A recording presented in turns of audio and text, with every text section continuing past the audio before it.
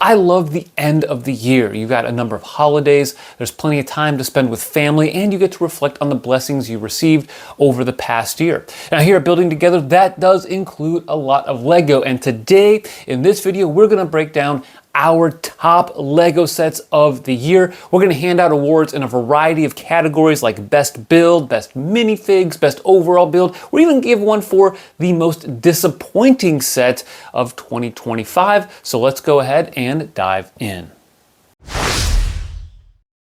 Now we are only going to base our ratings here on the sets that we purchased. And over the span of the year, we purchased 22 sets and we also received 10 gifts with purchase. The most expensive set we purchased was the Hogsmeade Harry Potter set, which was $400. The least expensive set that we purchased was the Wolfpack Beastmaster, which cost $5. In terms of the size of sets by pieces, our largest set by piece count was the Neuschwanstein Castle, which is kind of interesting given that it's certainly not the most expensive set that we bought, but does have a lot of small pieces.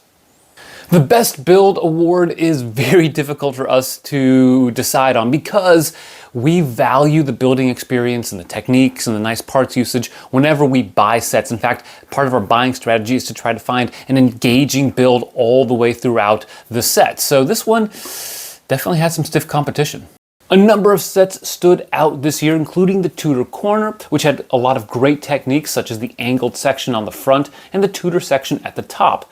There was the Neuschwanstein Castle with some great angles throughout. The Black Pearl was an insanely good build with very creative building techniques, especially in the back. And the Temple Bounty was constantly using fascinating techniques ranging from the hull to what you see below deck to the cabin and more. This one was a tight fight between the Temple Bounty and the Black Pearl, two ships that we purchased this year, but we're going to go with the Black Pearl, which is one that Kiara and Julia built, and they just raved about it. The various angles on the back of the ship were top-notch, as were the cannon mechanisms, and even some of the nice parts usage with black ice cream cones being used as architectural detailing. Despite the high price of this set, it definitely was a premium building experience. Lego prices in 2025 were definitely not the friendliest to fans. Even the usually good valued themes of icons and ideas were pretty disappointing in terms of the price increases that we saw this year. Still, there were a number of sets that we purchased that were good values even at the regular retail price, so we're not even considering sales in this category. The Wolfpack Beastmaster was definitely a strong value given all of the accessories you received with the minifig and the wolf. The Blacktron Renegade had a pretty good price per piece ratio, as well as 3 minifigs. The Tudor Corner represented the modulars well, with over 3,200 pieces for $230 US.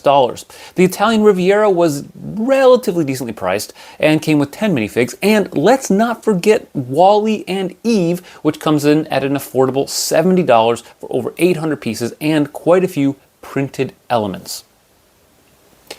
Well, I was tempted to go with Wally and Eve in this category, or even the Creator 3-in-1 Dragon.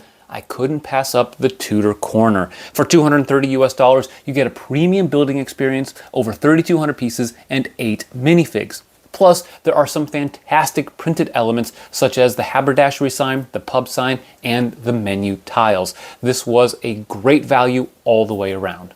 The best minifig is always going to be a tough one to judge, especially at this household, because we all like different themes and factions, and there might be one minifig that really pops in a particular set that becomes a family favorite.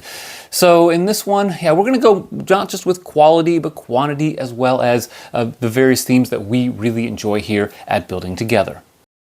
The minifig vending machine had a ton of minifigs, 16 actually, so I guess technically not a ton, and while some of them are a bit plain, it's hard to complain about 2 new castle factions which are excellent. The Kraken Warriors are menacing and their logo is sweet. The Griffin Knights have some great torso prints and insanely good shields. It doesn't hurt that this is the largest number of minifigs in any one set that we purchased. Not to be outdone though, the Medieval Horse Knights castle delivered some new castle factions, including the Horse Knights and the Snake Knight. The Temple Bounty does an excellent job of providing great minifigs, even though there aren't a lot in the set, but they are all high quality. The Black Pearl does a really nice job of providing some excellent minifigs, considering Jack Sparrow, Barbossa, Elizabeth Swann, and even the Angel on the masthead. Even the Bricklink Designer Program sets that we purchased have some excellent castle minifigs. Because we couldn't fully decide on this one, we're going to give 2 awards in this category. The first award is for the Wolfpack Beastmaster, which might be the best minifig overall of the year, given that you get the new torso, a newly redone Wolfpack shield, the cape, and of course the wolf. For $5, you really couldn't beat it. That is if you could find it in a store or even on the secondary market for anywhere close to that price. The second award goes to the Minifig Vending Machine, which not only provides the new castle factions we mentioned earlier, but 2 new colors for classic space minifigs, along with some others that are fun, like those Fabuland recreations. If you were trying to be economical with your LEGO purchases this year, you might have ended up with quite a few gifts with purchase, and this year we ended up with a grand total of 10, at least not including any sort of Black Friday purchases that we have yet to buy as of the recording of this video. And I thought it was fascinating to see these different gifts with purchase, because some of them have exclusive minifigs like the Smeagol and Deagle set, others focus on more of a really interesting build, or even a more niche but culturally relevant build like Captain Jack Sparrow's compass. This award, though, is going to go to the upscaled baby astronaut, which was such a fun build and it looks fantastic. The scale is great and getting printed parts in a gift with purchase is a bonus. Now this one narrowly edged out the Sega Genesis controller, which was a great build and looks incredible on its stand. While we operate a LEGO YouTube channel in our spare time, we do buy a lot of LEGO, perhaps more than the average LEGO fan does. But that doesn't mean we get every single set that we want. We're always trying to keep an eye for value and what's going to help our channel grow and allow us to get more LEGO in the future. So there were a number of sets that we were angling to get this year that we ended up not getting, and this category is going to go toward the set that we really are looking to get in 2026, hopefully at a significant discount. I was tempted to go with the Gingerbread AT-AT here, which is a great value for Star Wars and has a really fascinating look to it.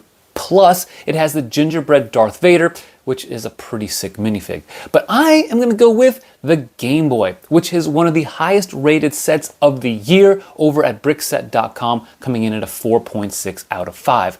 Every piece looks intentional and it's perfectly selected to make this set look as close to an actual Game Boy as possible. The screens are an incredible touch as well, and even though the price per piece ratio isn't great, it's still affordable at around $60 US.